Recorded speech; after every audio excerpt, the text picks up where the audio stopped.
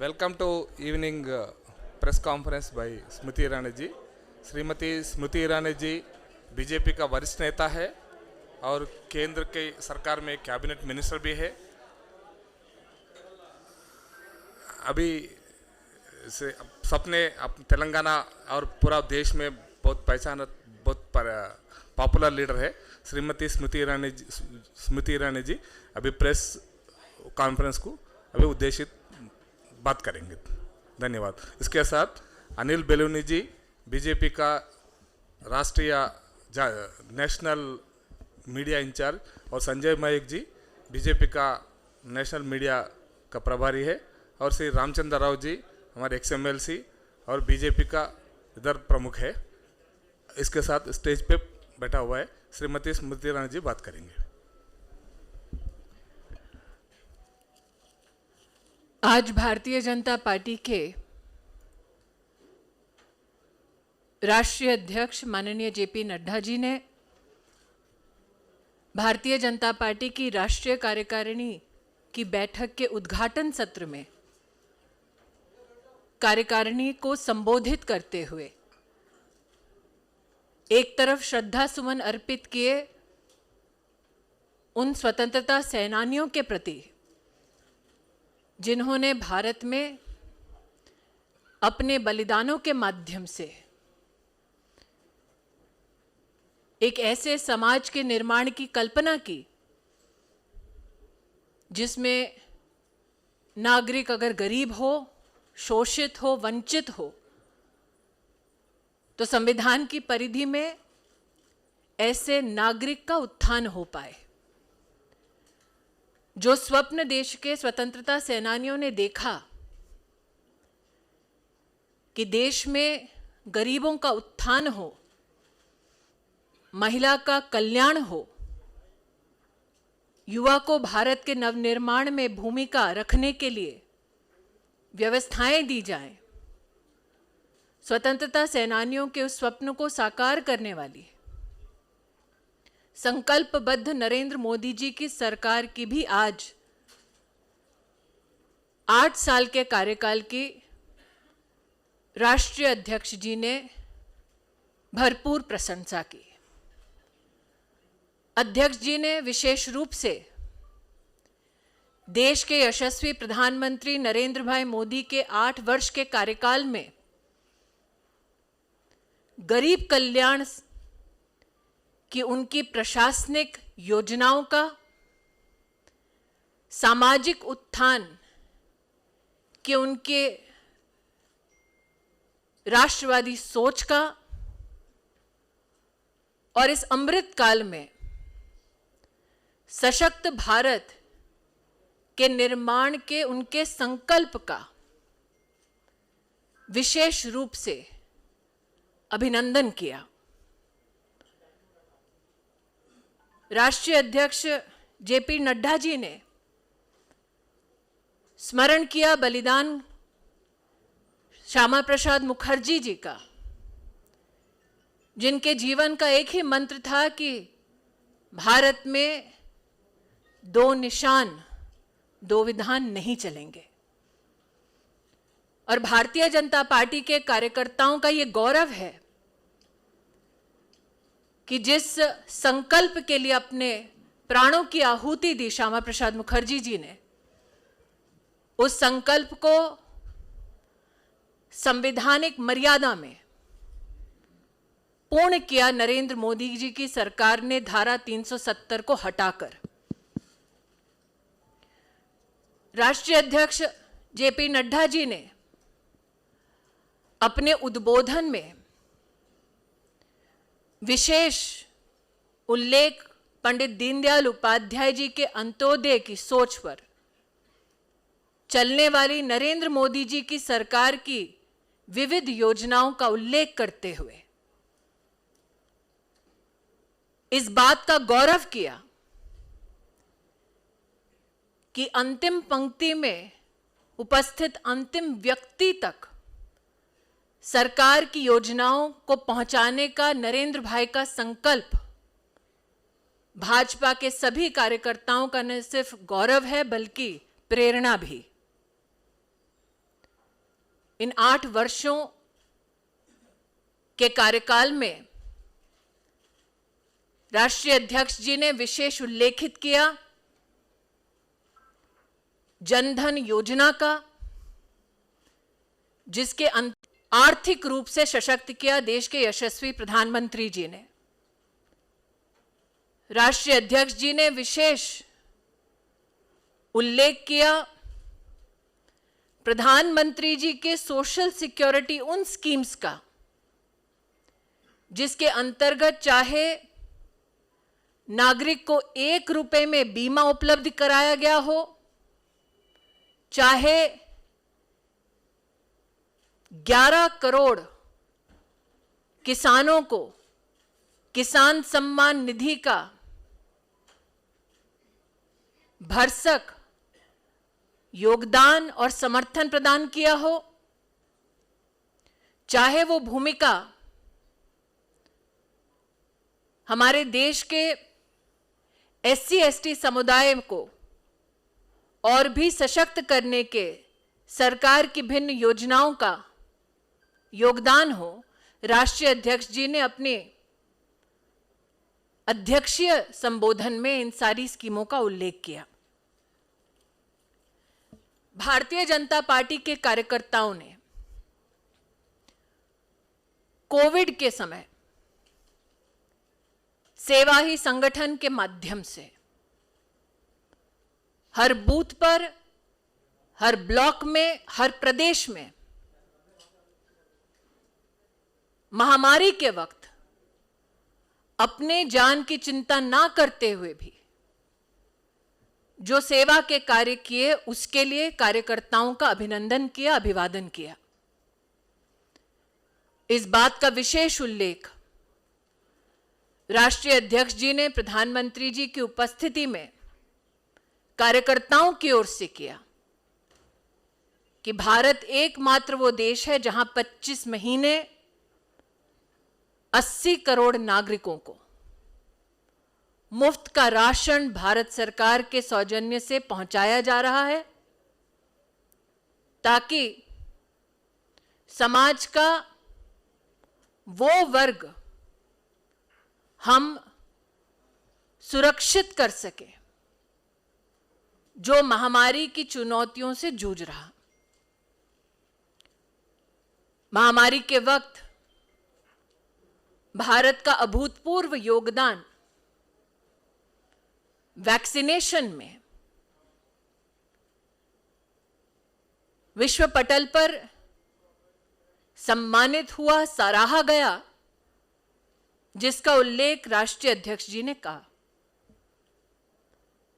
आज इस अमृत काल में भारतीय जनता पार्टी के राष्ट्रीय अध्यक्ष जी ने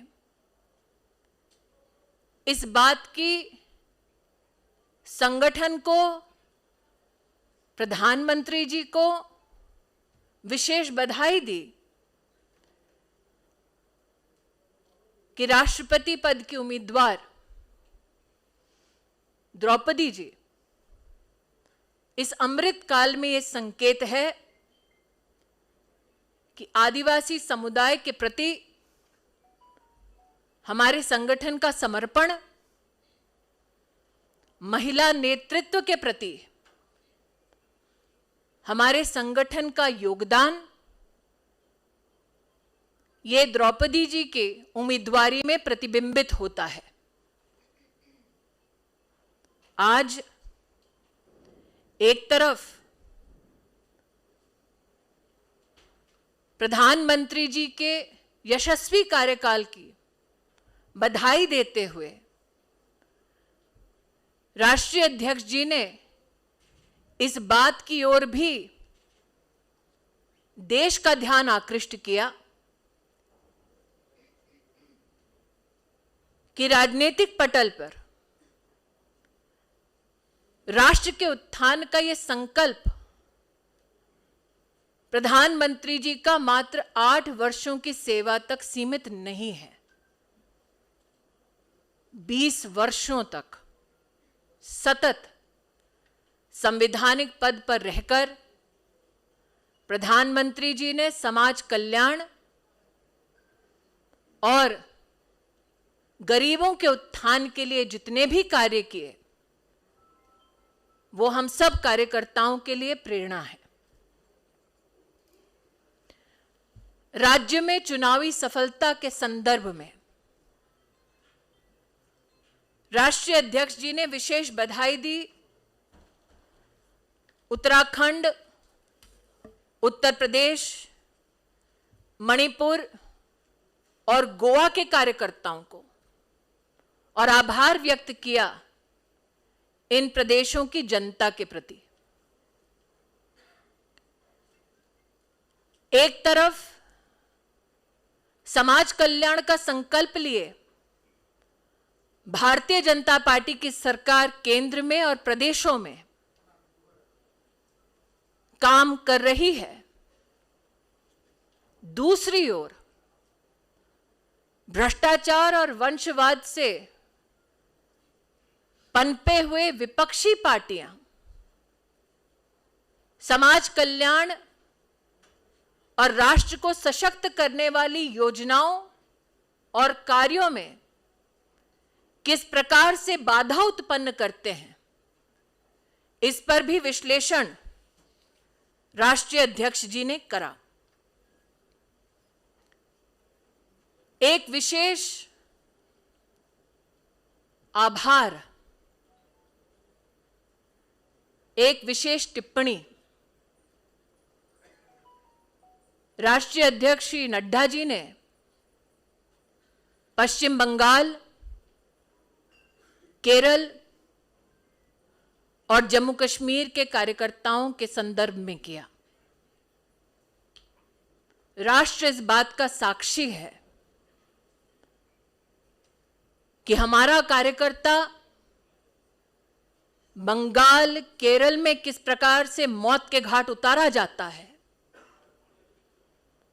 राष्ट्र इस बात का साक्षी है कि हमारा कार्यकर्ता जम्मू कश्मीर में अलगाववाद का सामना राष्ट्रीय संकल्प के साथ भारत के परचम के तले कैसे अपना योगदान देता है। इन तीनों प्रदेशों के कार्यकर्ताओं के शौर्य और बलिदान को राष्ट्रीय अध्यक्ष जी ने नमन किया। आज एक तरफ राजनीतिक और आर्थिक प्रस्ताव के अंतर्गत, चाहे वो digital India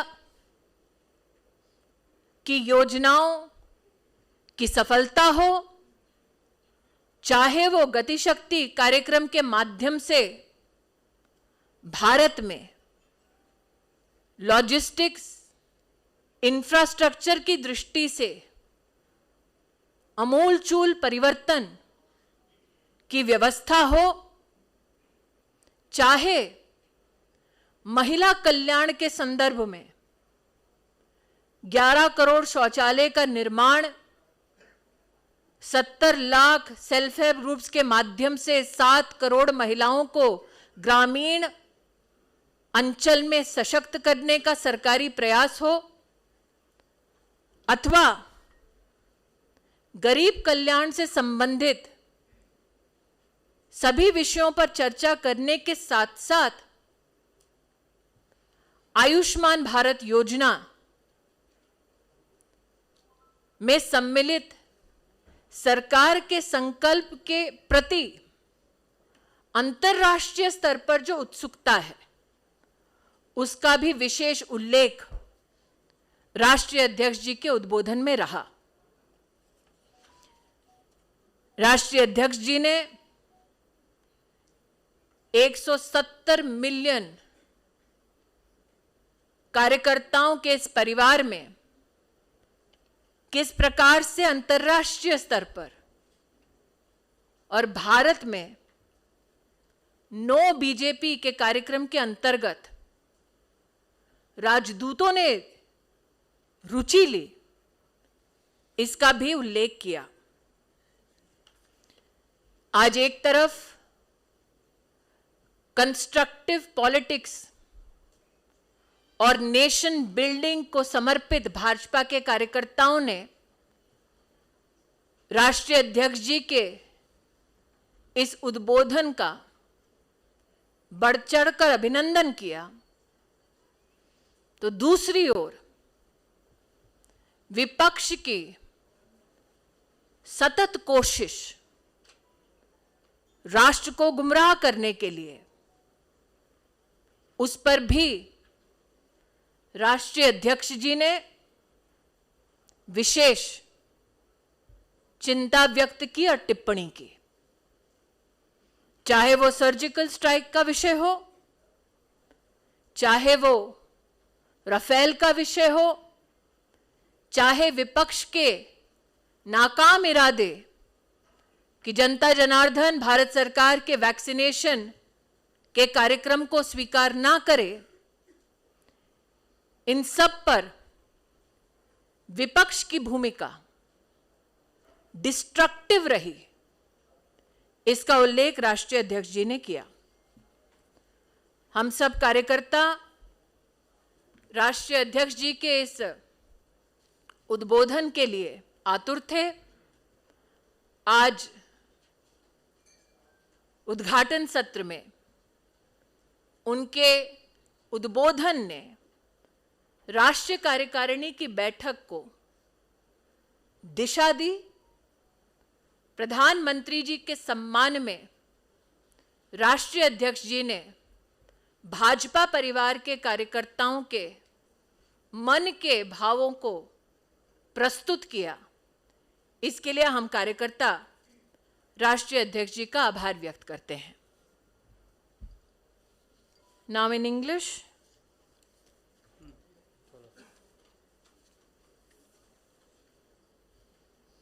Today, the National President of the Bharatiya Janata Party, Shri J.P. Nadda, in his inaugural speech during the National Executive of the Bharatiya Janata Party, paid homage to those who gave their lives in the Indian freedom struggle. The Honorable President reminded the nation at large of the sacrifices made by citizens during the Indian freedom struggle, who hoped to build a resilient nation where every citizen has access equally to opportunities, where women who are emancipated lead in various stratas of society, and where the young receive assistance and support to serve the nation at large. It is this dream of those who gave up their lives for our nation's freedom. It is this promise to build a strong India that is being diligently served by the Honorable Prime Minister of India, Shri Narendra Modi. In his inaugural address, the National President of the Bharatiya Janata Party expressed gratitude of every BJP Karyakarta towards the Honorable Prime Minister for his 8 years of leadership, good governance, and empathetic administration as the Prime Minister. While the National President celebrated the good governance of the Honorable Prime Minister's 8 years of service, he joined the Karyakartas of BJP to acknowledge his consistent service of 20 years in public office. Today, the National President, Shri J.P. Nadda, in his inaugural address, highlighted the sacrifices of Shyama Prasad Mukherjee, who gave his life so that we as a nation could stand under one flag, united by one constitution. The National President, Shri Nadda, gave thanks to the Honorable Prime Minister and the Honorable Home Minister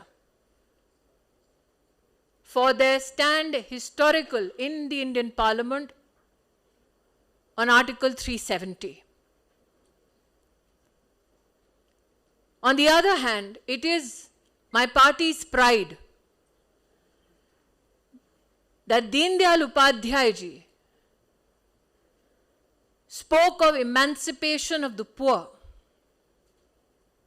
spoke of justice for all, spoke of equal opportunities to every citizen. It is that promise of Deen Dayal ji that has been kept by the Honorable Prime Minister through his various schemes that are particularly dedicated to the poor citizens of our country. The National President today expressed his salutations for the responsive, responsible, pro-poor government of Narendra Modi. Nadda ji today, in the inaugural speech, spoke elaborately on various government schemes, be it Jan Dhan Yojana, which has provided economic support and emancipation of close to 45 crore Indian citizens, or programs such as the Pradhan Mantri Awas Yojana, which has given housing to over 3 crore citizens. He also spoke eloquently about the various social service schemes ranging from Pradhan Mantri Suraksha Bima Yojana onwards to policies and programs dedicated to farmers in our country. The National President was particularly pleased to express our gratitude to the Honorable Prime Minister with regards to schemes dedicated to emancipation of women,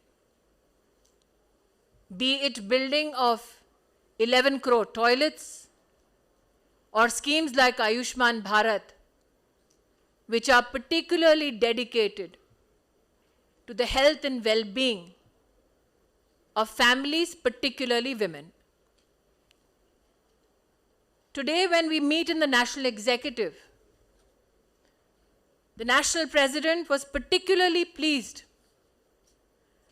to extend his congratulations to the Karyakartas of Uttar Pradesh, Uttarakhand, Goa and Manipur for their majestic win in the state elections. At the same time, the nation is cognizant that BJP workers in the states of West Bengal, Kerala, Jammu Kashmir have particularly been met with many challenges.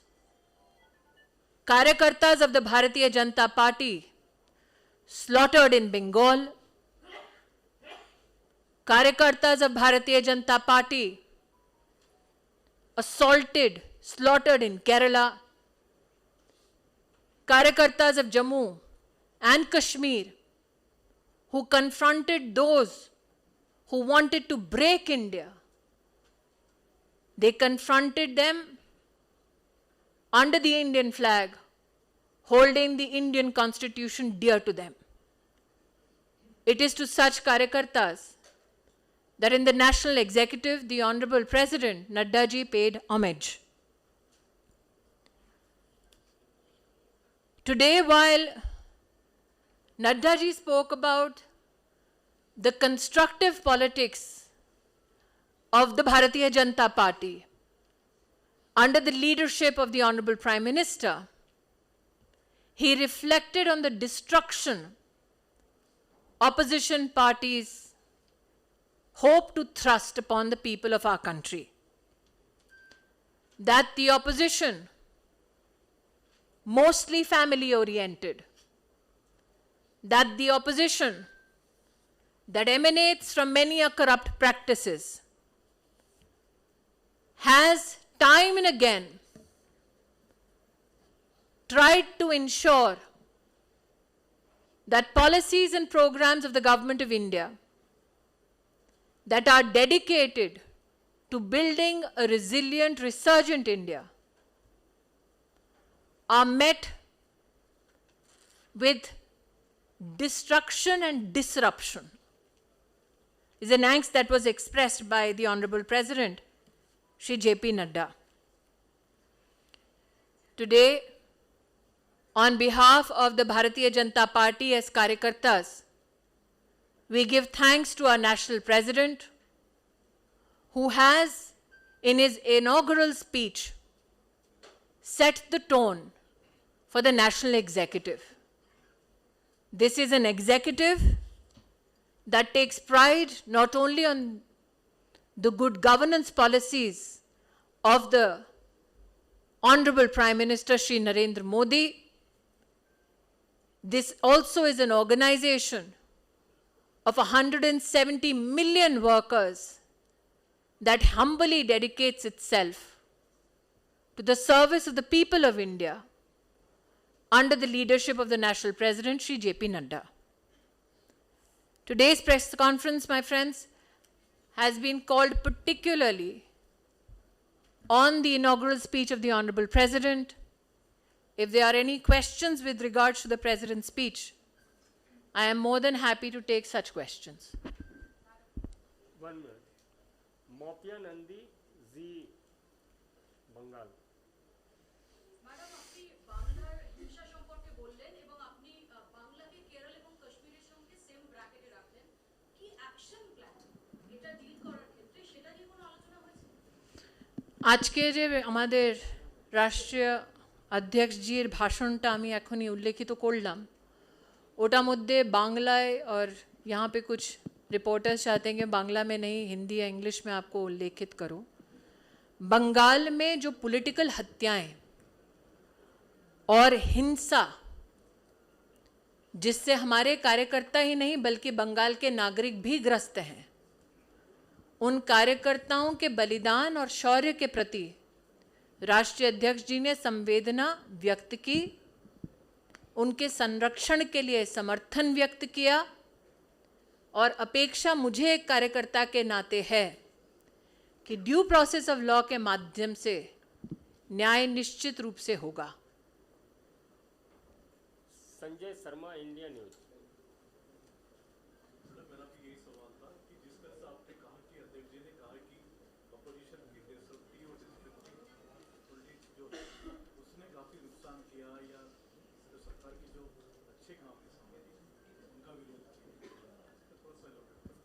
मैं इतना ही कहना चाहूँगी, चाहे वो धारा 370 हो, चाहे वो जनधन योजना की प्रस्तुति हो भारत के राजनीतिक पटल पर, चाहे वो वैक्सीनेशन का ही क्यों ना कार्यक्रम हो जिसके अंतर्गत सरकार की मंशा की महामारी के इस आलम में हमारे नागरिकों का स्वास्थ्य की दृष्टि से संरक्षण हो, उस पर भी संदेह उत्पन्न करके बार बार विपक्षी पार्टियों ने गतिरोध प्रस्तुत किया। ये हिंदुस्तान का बच्चा बच्चा जानता है।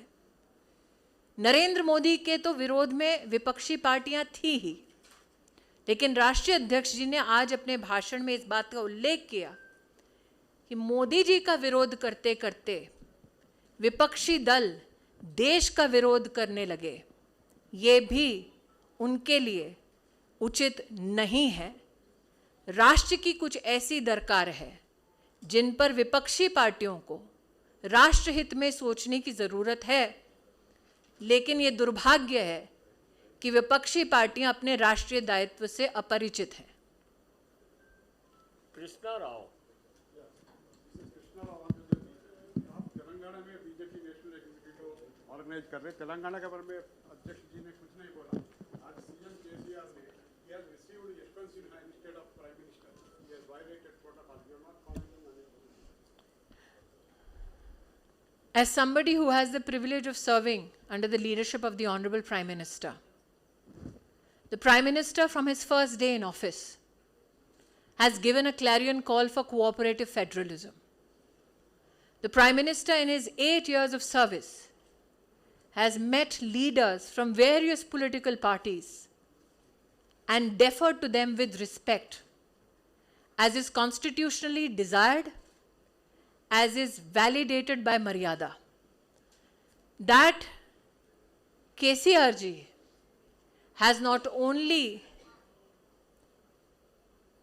disrupted what has been constitutionally a federal protocol in our country, that he has broken Maryada constitutionally, politically, culturally, societally, reflects on him.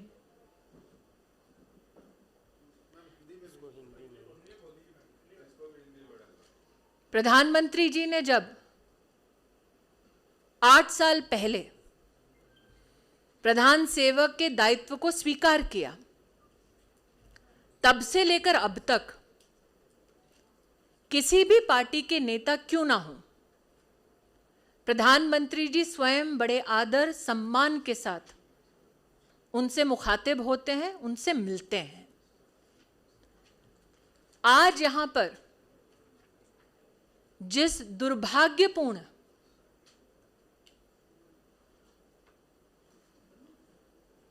Behaviour का आपने वर्णन किया, वो ना सिर्फ संवैधानिक मर्यादा का उल्लंघन है, बल्कि भारत के संस्कार और मर्यादाओं का भी उल्लंघन है। केसीआर जी ने व्यक्ति का अपमान नहीं किया, संस्था का अपमान किया है। नीरज पांडे, एबीपी। केसीआर जी ने आज प्रेस कॉन्फ्रेंस की तो उन्होंने प्राइम मिनिस्टर से एक बात एक कही अपनी।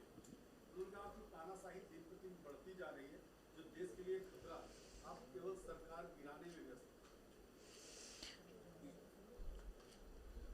तानाशाह वो जो संविधान की मर्यादा को भंग करे, और आज तेलंगाना की धरती पर संविधान की मर्यादा भंग करने वाले का नाम केसीआर जी है।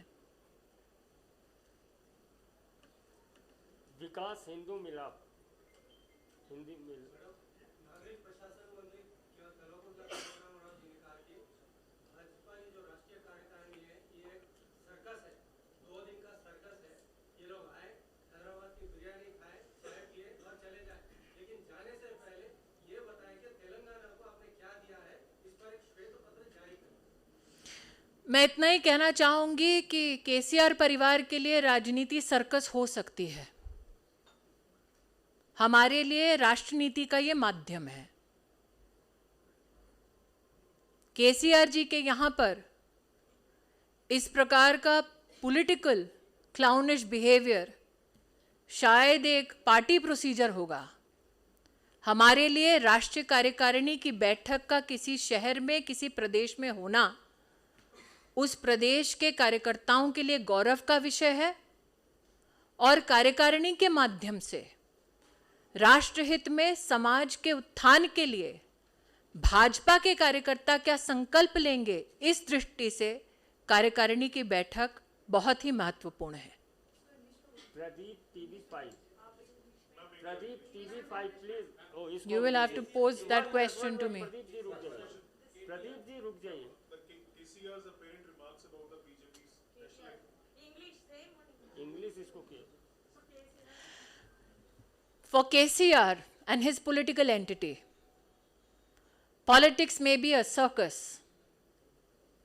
people in his party may be affiliated to clownish political behavior, and he may not take politics with the seriousness that it deserves.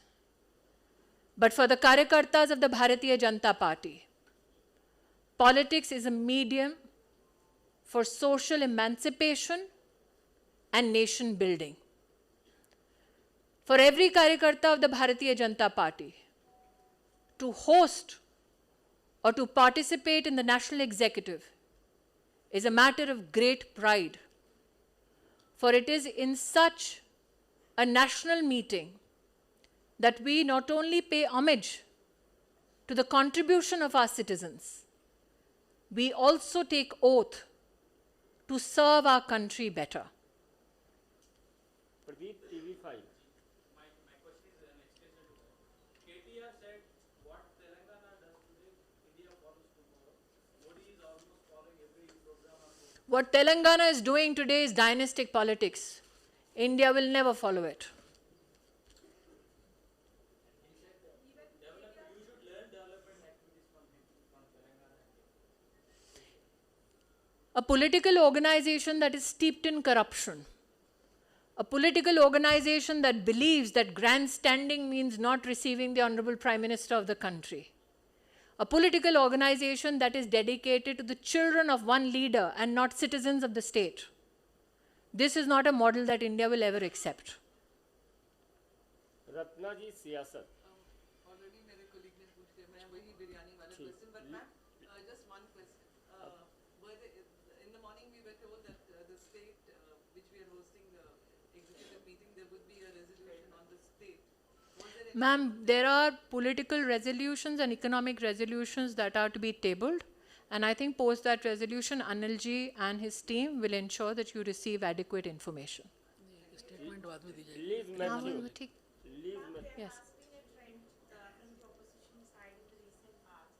Whenever there is a comment from any global institution or even the constitutional institution in the country about an incident, immediately everyone blames right from Prime Minister to everybody in the party and says that it is because the BJP has set a practice and a set up a model.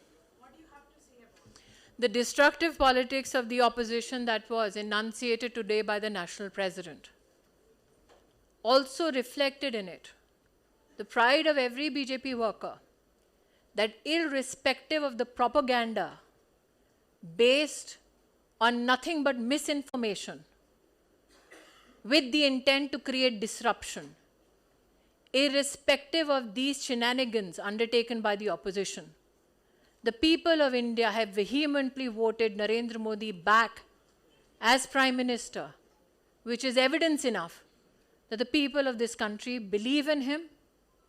The people of this country, under his leadership, are looking at building a stronger nation.